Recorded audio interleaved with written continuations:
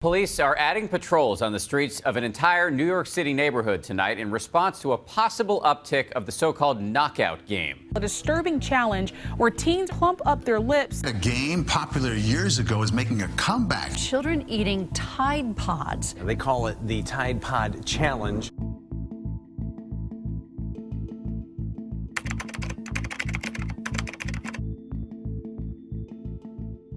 I think a social media challenge is the same kind of challenge that we've seen kids and teenagers do for decades. We do tend to dare and challenge our friends, and there is a point where that becomes more prevalent, usually in sort of teenage years, where we're looking to challenge our friends to be risky. So I think a social media challenge is the same kind of idea, just taken to the landscape or the medium of social media and the internet. No dying.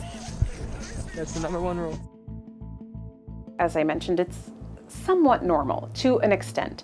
So adolescents and teenagers, it's part of their independence seeking. It's part of pushing the boundaries further in their development as fully fledged adults. They began to take more risky behavior, but also in addition to that, encourage or dare their friends to take more risks and engage in sort of risky challenges and that kind of thing. And some of these things are benign and rarely, like relatively harmless, but I think in some cases they can be endangering to not only the person undertaking them, but also to the public as well.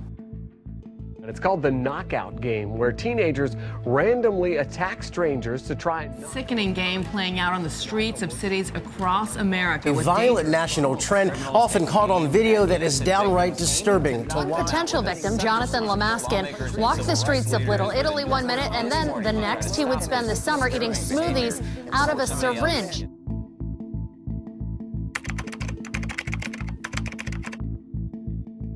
So we have mischief laws.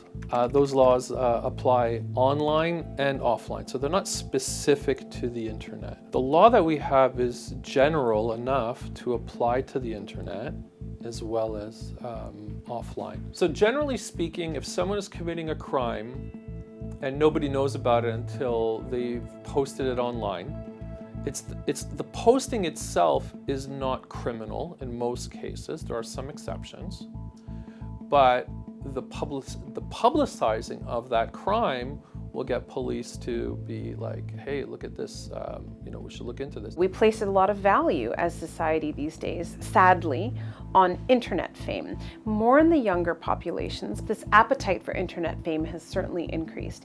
And I think that in combination with the natural, healthy, normal developmental desire to fit in, to belong, to have the approval of your peers at that age, can be a dangerous combination with these challenges. Jean-Luc Jordan, who went to Mountain Ridge Middle School in Colorado Springs, died after playing a choking game he saw on the internet. Lonnie O'Connor first learned about the choking game too late from a nurse in the emergency room the night their 12-year-old son, Evan, died nearly 3 years ago. It's called the choking game. 11-year-old Garrett Pope died doing it a few days ago in South Carolina. Consent is important because it allows someone who's charged with assault or a crime to say, look, the person asked me to do it. The person said I can do, I agree to this being done. So when it comes to something like property, not such a big deal. But when it comes to hurting someone else, then the question becomes, is that consent informed? Does that person really understand what they're consenting to? And there's a general rule that you can't consent to being physically harmed.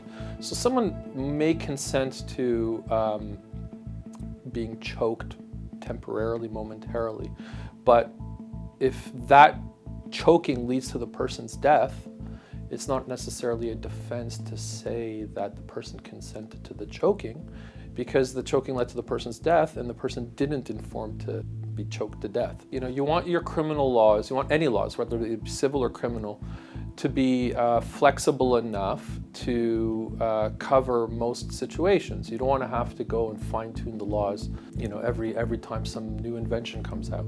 I think our laws need to be technologically neutral, and in Canada, for the most part, they are. Oh, you foul! Put it back! Put it back! Put it back! Really the issue in a video like that is the person licking the ice cream is causing mischief by damaging the property of the supermarket.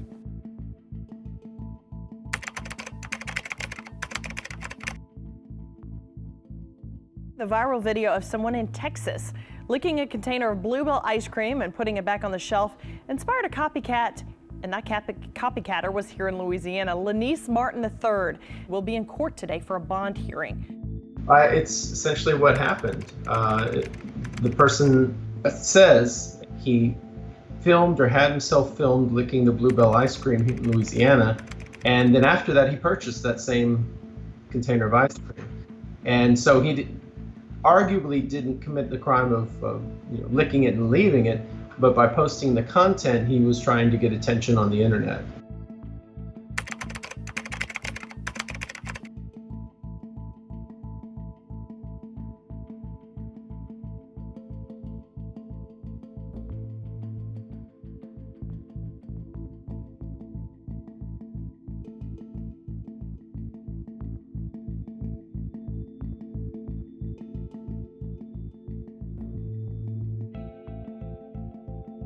And that statute was designed specifically for copycats, trying to get, or people that are doing something so outrageous that it gets attention initially. But I think there's more value for society stopping copycats than the original perpetrator.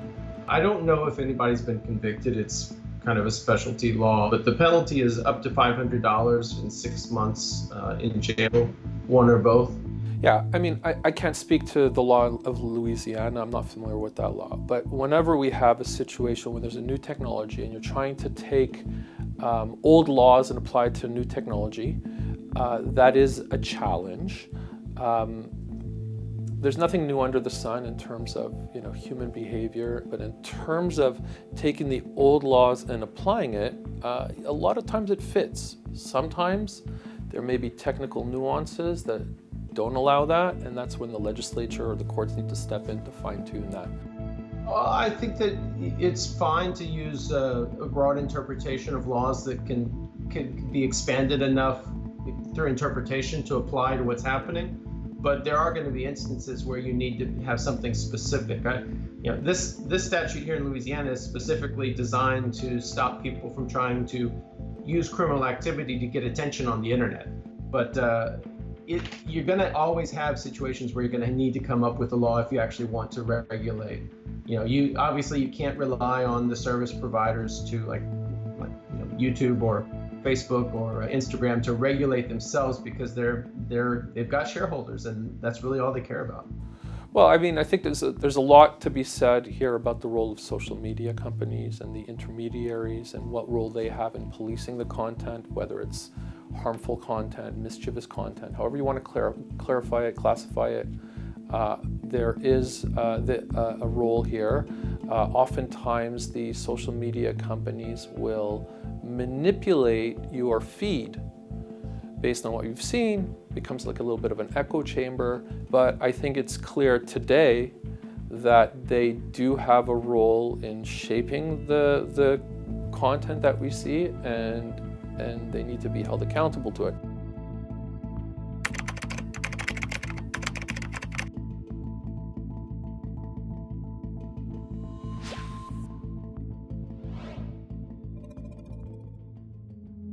True or false?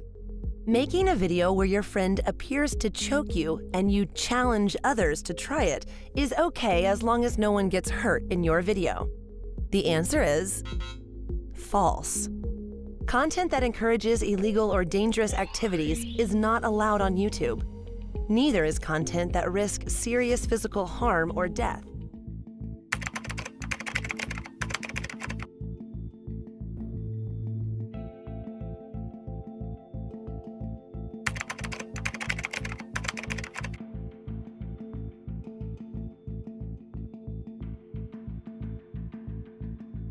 So what you have here is unfettered access to a medium that offers constant reinforcement. So what I mean by that is when we post something on social media, if you have notifications for people's reactions to your posts set up, you will get a notification on your cell phone or even your desktop device or whatever it is that you're using. You'll get a notification that someone has reacted or responded or engaged some way with your post. So when that happens, every time you get that sort of notifier, whether it's that little red sign you see on your phone, or it's a ding, a lot of people get a sound.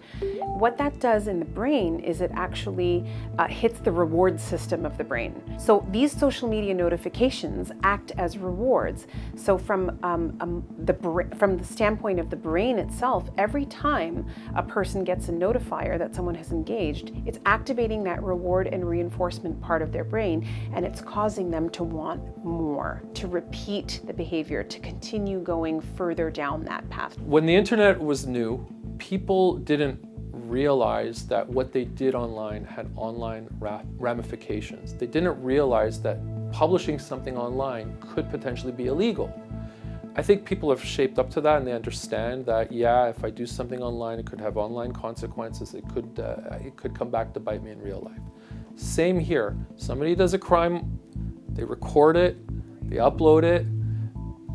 The sharing of the crime in and of itself may not be, the sharing of the video in and of itself may not be criminal, but what they do will be evidence. And that's all they may need to have a conviction. We are salting wasabi, okay? I decided to do the wasabi challenge purely because I was dead to do it by my friend. I thought about no repercussions whatsoever. I was 22 at the time. I think that people do these social media challenges because of, well, really peer pressure. And now that we have Instagram and social media and clickbait, I think that that's really that's been the snowball effect for this.